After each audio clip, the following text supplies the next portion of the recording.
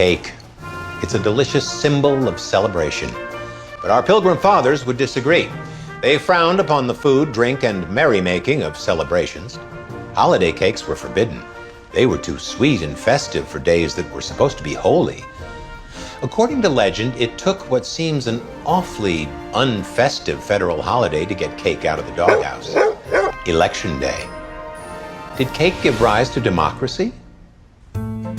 Who better to sift through the evidence than Matt Lewis, the dessert archaeologist?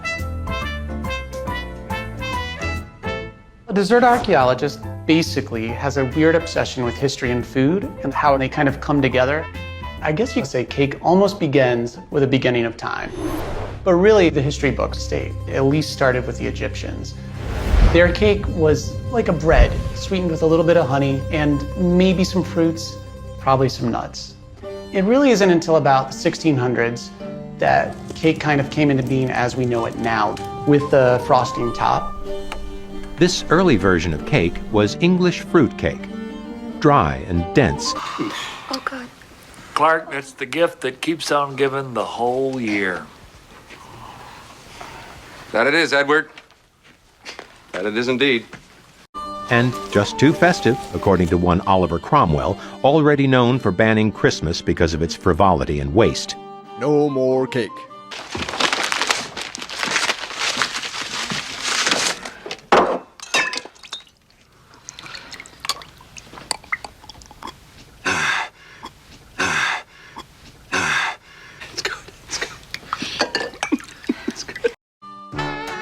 He included cake in his smear campaign against everything joyful, and cake ends up being strictly forbidden.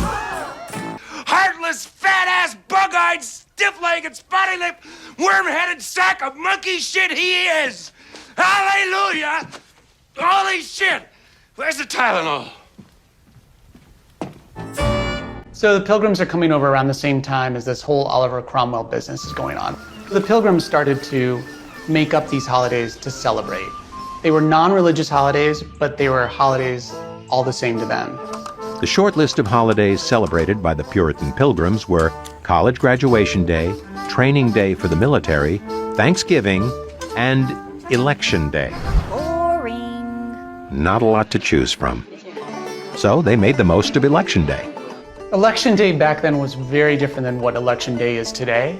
Election Day was a full day of partying. It was people dancing in the streets, singing from the rafters, church sermons, people just really having a great time. Very, very different than just kind of going into a polling place, dropping your vote, and then leaving. No one threw a better Election Day bash than Hartford, Connecticut. The wealthy, fashionable capital was one of the first to elect its own state governor. And on Election Day, it was the place to be. You could even say it took the cake. The festivities included food, drink, and most importantly, cake. The promise of a single indulgent slice brought voters out in droves. Over the years, election cakes morphed into Independence Cake, Democratic Tea Cake, Federal Cake, and Franklin Gingerbread.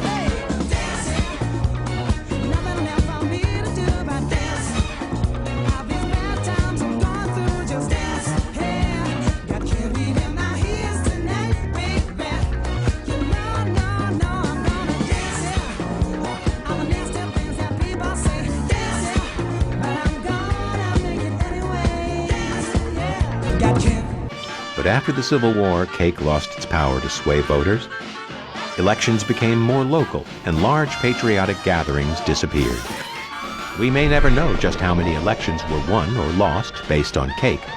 But one thing's for sure, cake was a delicious influence back in the day.